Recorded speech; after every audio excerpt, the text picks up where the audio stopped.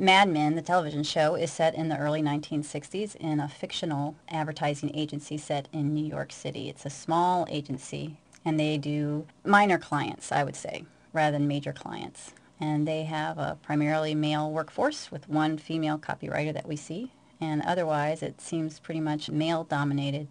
The role of women in advertising agencies historically, I think, has been stronger than is shown in Mad Men. There's documentation at the J. Walter Thompson Agency of women being in copywriting as early as the 19-teens and doing award-winning work. Very, very early on, and they were starting to have women writing copy for them because of their position as consumers and in the consumer chain.